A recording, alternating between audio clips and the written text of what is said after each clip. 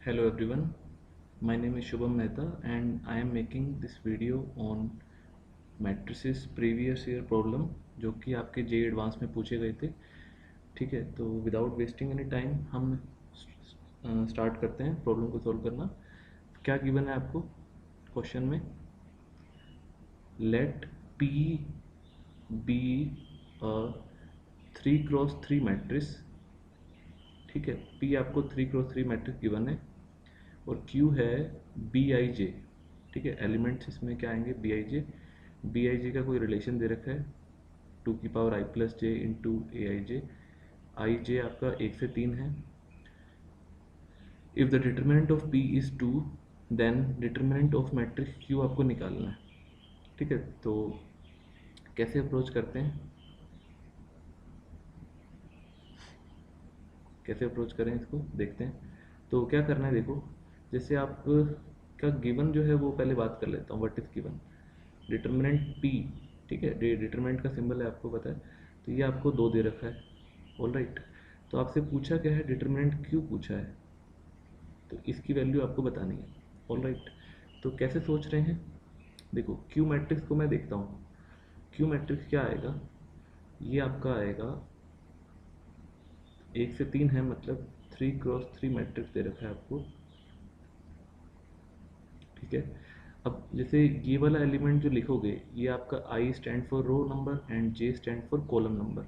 तो जैसे अगर मैं I और J को 1 1 डाल दूंगा तो आपको ये जो एलिमेंट है B11, ये क्या मिलेगा इस रिलेशन से? 2 की पावर 1+1 मतलब 2 इंटू क्या आएगा? A11। ठीक है, तो इसको लिख दो आप 2² इंटू A11।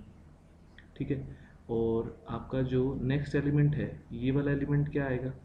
ये देखो फर्स्ट रो और सेकंड कॉलम में है, तो ये आएगा B12। आई की वैल्यू 1, आई आपका रो नंबर, जे आपका कॉलम नंबर। तो first row, this is second column, तो ये आपका कितना आ जाएगा? 2 की पावर 1+2 मतलब 3 इंटू A12। तो यहाँ पे से लिखते हैं 2³ इंटू A12। ठीक है,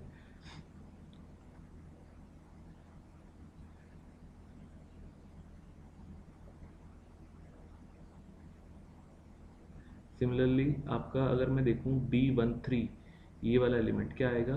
1 फर्स्ट रो थर्ड कॉलम, तो ये आ जाएगा 1 और 3 रखोगे तो 2 की पावर 4 इंटू A13। ठीक है, सिमिलरली आप इसको रख देना, इसमें आपका I2 आएगा, J1 आएगा, first column and second row. तो ये आपका आ जाएगा 1 और 2 रखोगे तो ऐड तो 3 ही आएगा। यहाँ पर ध्यान रखना है, यहाँ पर 1 2 नहीं आएगा, यहाँ सेकंड रो है, फर्स्ट कॉलम है। ये वाला एलिमेंट क्या आ जाएगा? अगर आप आई और जे को 2 2 डाल देंगे तो 2 की power 4 8 2 2 and this one will be 2 की power 5 I2 J3 for this. तो कितना आएगा? 2 की पावर 5 A23। ठीक है, ये थोड़ा बाहर जा रहा है। अब नेक्स्ट वाला क्या आएगा? थर्ड रो फर्स्ट कॉलम, तो 3 और 1 4 आ जाएगा, 3+1। ए क्या आएगा? 3 1।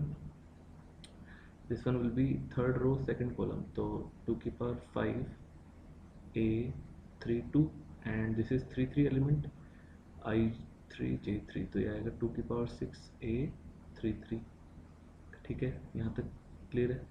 तो अब मैं देखता हूँ क्या करना है मुझे।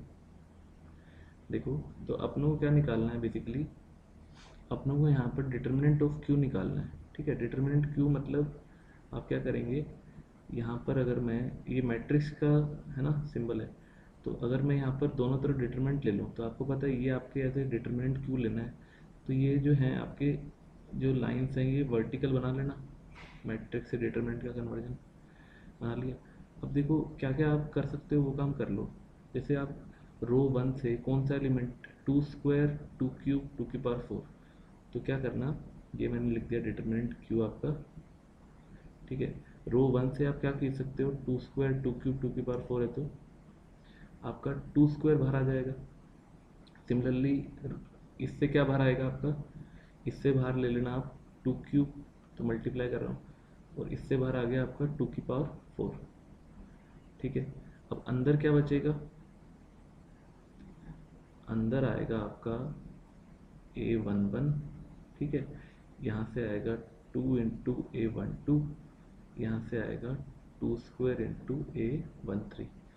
यहाँ से क्या आएगा, 2 क्यूब निकाला है आपने देखो, तो यहाँ से A21, यहाँ से बचेगा A क्यूब निकाला है 2 बचेगा, A22, यहाँ से आएगा 2 स्क्वायर इंटू A23, 2 की पावर 4 निकाला था तो यहाँ से आएगा A31, यहाँ क्या आएगा आपका 2 इंटू A32, और यहाँ से आएगा आपका 2 स्क्वायर इंटू A33। ठीक है, अब क्या करते हैं अपन, देखो 2 2 2 आपका इस कॉलम से बाहर ले लेना, और यहाँ से बाहर ले लेना आप 2 स्क्वायर, सेम एलिमेंट आपका बाहर आ जाएगा। तो देखो क्या बचेगा, ये तो हो गया 4 और 3 7 और 2 9, तो 2 की पावर 9 आ गया, और 2 आएगा बाहर कॉलम 2 से, और 2 स्क्वायर आएगा। जो बच जाएगा ना वो आपका क्या बचेगा, A11 A12 A13, ये पूरा का पूरा जो बचने के बाद जो मैट्रिक्स आएगा वो आपका P मैट्रिक्स होगा। देखो AIJ वाला 3x3। तो मैं जो रिमेनिंग ये बचेगा डिटर्मिनेंट पूरा बड़ा सा, इसको मैं लिख देता हूँ डिटर्मिनेंट P। ठीक है, डिटर्मिनेंट P आपको देखो 2 दे रखा है यहाँ पर, तो डिटर्मिनेंट P की वैल्यू पुट कर देना यहाँ पर, ये कितनी है 2। ठीक है, तो देखो ये 2 की पावर कितना हो जाएगा, 9 और 3 12,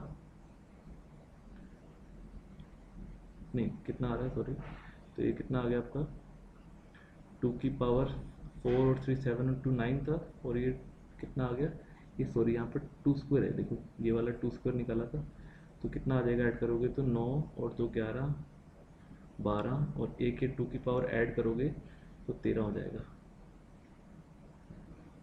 ठीक है, पावर ऐड करना है, ये इंटू 2 मत करना है ना, पावर है ये, तो बेस सेम है आपका, पावर 9 और 2 11 12 और एक 13, तो 2 की पावर 13 आपका आ जाएगा यहाँ से, डी ऑप्शन। ठीक है, सिंपल प्रॉपर्टीज हैं डिटरमिनेंट की, वो अपन लगा लेंगे यहाँ पर। तो डिटरमिनेंट ऑफ क्यू पूछा है वो आपका डी ऑप्शन आ जाएगा। ऑलराइट, ठीक है।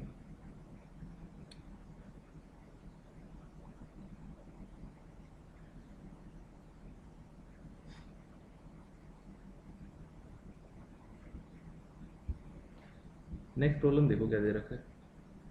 नेक्स्ट प्रॉब्लम ये आपका JEE 2012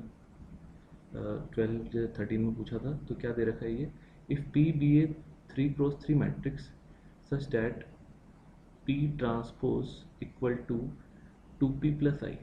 ठीक है, तो ये रिलेशन मैं नोट कर लेता हूँ क्या गिवन है। P ट्रांसपोज है आपका 2P plus I, where P transpose, ये PT जो है P ट्रांसपोज बोलते हैं, ट्रांसपोज ऑफ P। आई आपका आइडेंटिटी मैट्रिक्स है 3x3, then there exist a column matrix X। ठीक है, कॉलम मैट्रिक्स मतलब सारे जो है ये एक कॉलम है आपका, बाकी रोज कितने भी हो सकते हैं। ये आपका नॉन जीरो दे रखा है। ठीक है, X आपका नॉन जीरो है, मतलब सारे एलिमेंट जीरो नहीं है। तो आपको बताना है सच डैट, 4 ऑप्शन है, सिंगल चॉइस क्वेश्चन पूछा था ये। सिंगल चॉइस क्वेश्चन का मतलब एक ही आंसर आपका करेक्ट है, वो आपको सेलेक्ट करना है। तो क्या करते हैं अपन, देखो ट्रांसपोज है ना, तो अपन क्या करते हैं, सिंपल सा काम करते हैं, बहुत ही सिंपल सा क्वेश्चन है। ट्रांसपोज ले लो दोनों तरफ, टेक ट्रांसपोज बोथ साइड्स। ठीक है, तो इधर आएगा P ट्रांसपोज का transpose equal to 2P plus I का ट्रांसपोज।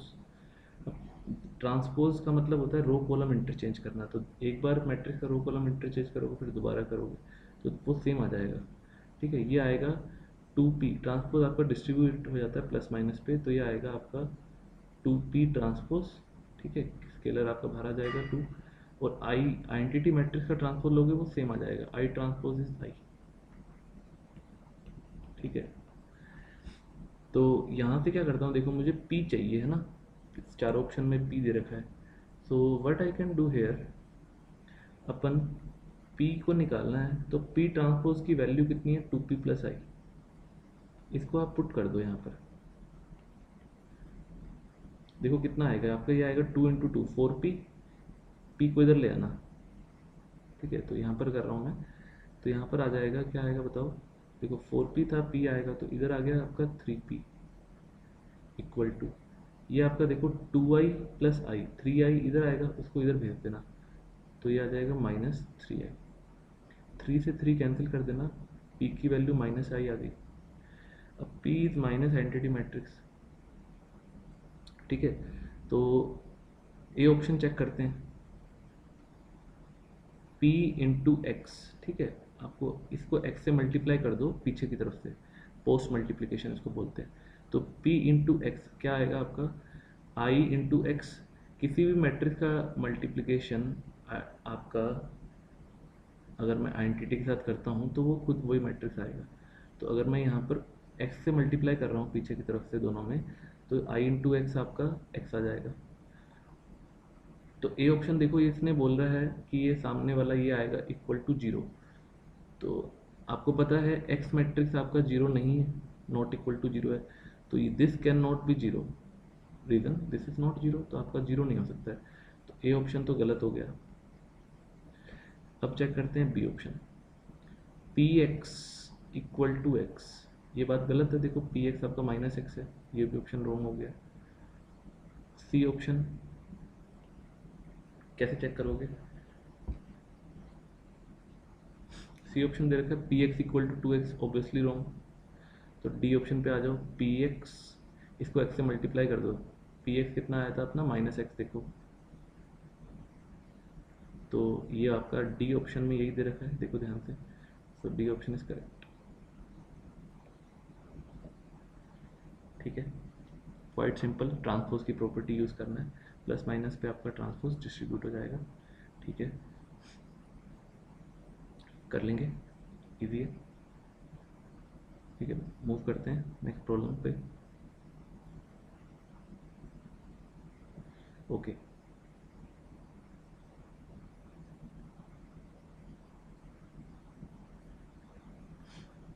नेक्स्ट प्रॉब्लम देखते हैं क्या दे रखा है। For a 3x3 matrices M and N, दो 3x3 मैट्रिक्स दे रखे हैं, which of the following is are not correct. Not correct को बहुत ही ध्यान से देखते हैं अपन, तो ये गलत बताना है, जो गलत ऑप्शन है वो अपन को टिक करने हैं। तो ये MCQ more than one question था 4 मार्क्स में, तो कैसे करेंगे देखते हैं। जैसे ए ऑप्शन को उठाता हूँ, MCQ का अप्रोच क्या रहता है कि अपनों को सारे ऑप्शन एकदम थोरोली चेक करने हैं।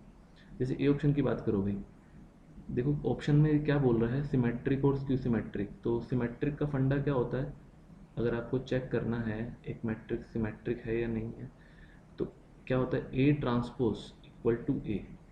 ये बात सिर्फ आपको स्क्वायर मैट्रिक्स में करनी है, ठीक है। स्क्वायर मैट्रिक्स में सिमेट्रिक स्क्यू सिमेट्रिक देखते हैं। स्क्यू सिमेट्रिक का फंडा क्या होता है, ए ट्रांसपोज कितना हो जाएगा माइनस ए, ठीक है। स्क्वायर मैट्रिक्स में ही बात कर रहे हैं। तो अगर मैं जैसे ऑप्शन नंबर ए को उठाता हूँ, टफ नहीं है, सिंपल है। देखो N transpose into M into N is symmetric और skew symmetric according as M is symmetric और स्क्यू सिमेट्रिक। चलो जब भी इस टाइप का आता है ना, इसको कुछ नया मैट्रिक्स का नाम दे दो। जैसे एम एन है तो आप इसको सी बोल दो, ठीक है भाई। तो सी को बोल दो N transpose into M into N, ठीक है। क्या करना, ट्रांसपोज ले लो दोनों तरफ, तो इधर तो आ जाएगा सी ट्रांसपोज, इधर आ जाएगा N transpose into M into N का ट्रांसपोज। देखो ट्रांसपोज पे क्वेश्चंस पूछे गए हैं तो अपन करते हैं इजीली।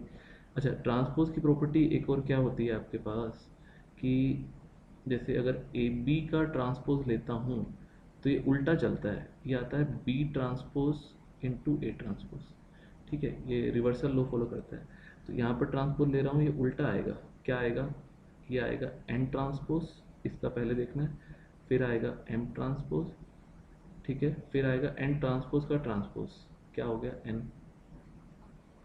तो आप मुझे बताओ कि देखो सी ट्रांसपोज जो है वो क्या इसके बराबर है, इसके बराबर तो नहीं है, क्योंकि देखो इन दोनों में m का डिफरेंस आ रहा है, ध्यान से देखेंगे तो what is the difference between these two, यहाँ पर m है, यहाँ पर m ट्रांसपोज है, बाकी सेम है ये दोनों।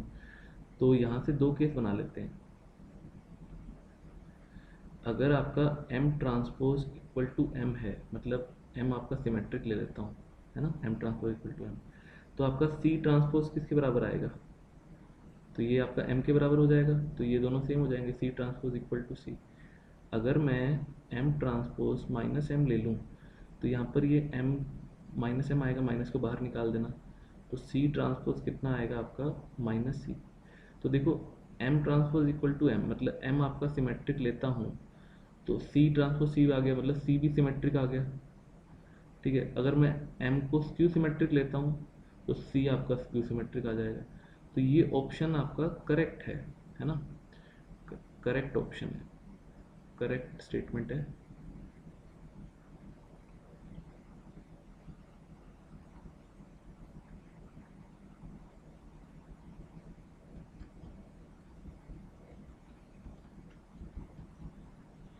ठीक है, तो this one is correct statement.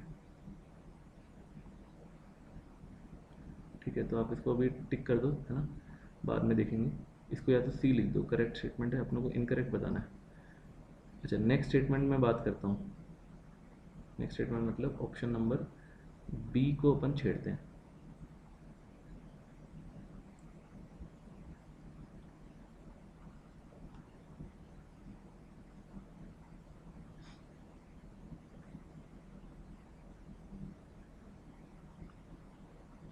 Option B में क्या घटनाएं हो रही हैं, M N minus N M is skew symmetric for all symmetric matrices M N N.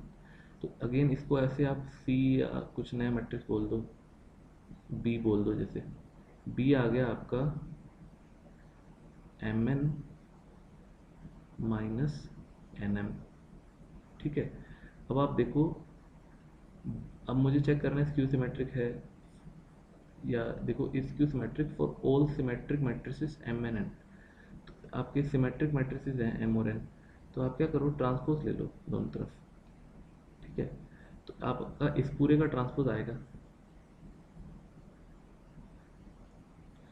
इस पूरे का ट्रांसपोज आपको पता है माइनस पे तो ऐसे एप्लीकेबल हो जाएगा, तो माइनस पे क्या आएगा, ये वाला, ये आएगा आपका एम एन ट्रांसपोज, माइनस में आएगा N M transpose. Plus minus पे आपको कुछ ज़्यादा दिमाग नहीं लगाना, सीधा सीधा डिस्ट्रीब्यूट कर दिया दोनों पे। अब प्रोडक्ट पे उल्टा चलेगा, ये आएगा N transpose M transpose minus ये वाला क्या आएगा, एम ट्रांसपोज इनटू क्या आएगा, एन ट्रांसपोज। बात समझ आ रही है? अब देखो एम और एन आपके सिमेट्रिक मैट्रिक्स हैं, तो सिमेट्रिक मैट्रिक्स हैं तो एन ट्रांसपोज आ जाएगा एन, एम ट्रांसपोज एम आएगा, माइनस में ये आपका एम आ जाएगा और ये आपका एन। तो ये क्या आ गया आपका N M minus M N, और ये था M N minus M N, तो ये आ जाएगा आपका बी या माइनस बी। मेरे ख्याल से दिख रहा है माइनस का डिफरेंस है इन दोनों में, तो बी ट्रांसपोज जो है आपका माइनस बी आ गया, तो मतलब बी आपका क्या आ जाएगा, स्क्यू सिमेट्रिक।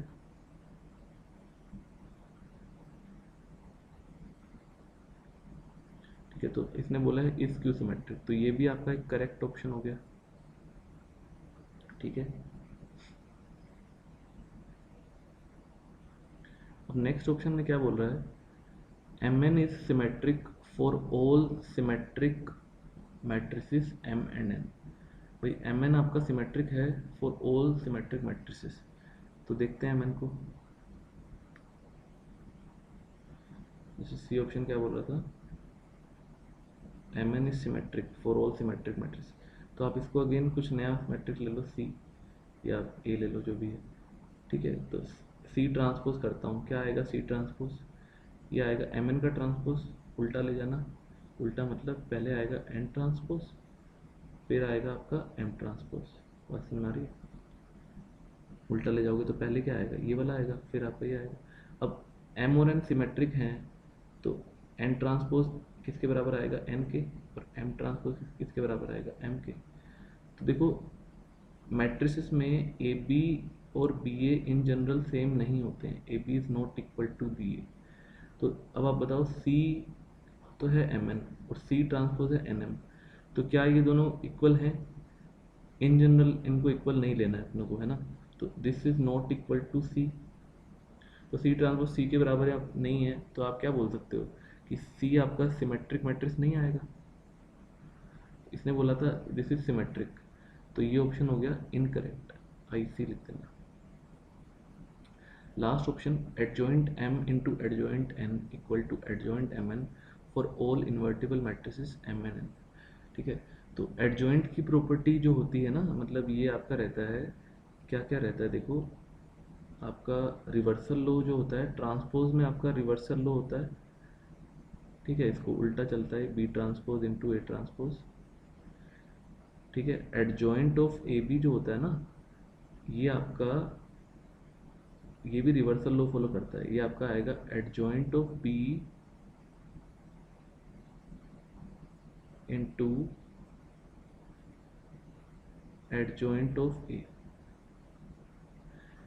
ठीक है। ऐसे ही इन्वर्स में भी ए बी इन्वर्स आएगा, B inverse into A inverse, ठीक है, अगर डिटरमिनेंट ए नॉन जीरो है। तो आपका बोल रहा है एडजॉइंट एम, उल्टा आना चाहिए, देखो मैट्रिक्स ए बी और बी बराबर नहीं होते हैं, तो ये सही तब होता है जब adjoint N into adjoint M लिखा होता, तो ये ऑप्शन भी गलत है, इनकरेक्ट। तो नॉट करेक्ट वाले ऑप्शन कौन कौन से हो जाएंगे, सी एंड डी, ठीक है। तो आंसर आ जाएगा आपका, या करेक्ट ऑप्शंस जो हो जाएंगे वो आ जाएंगे सी और डी।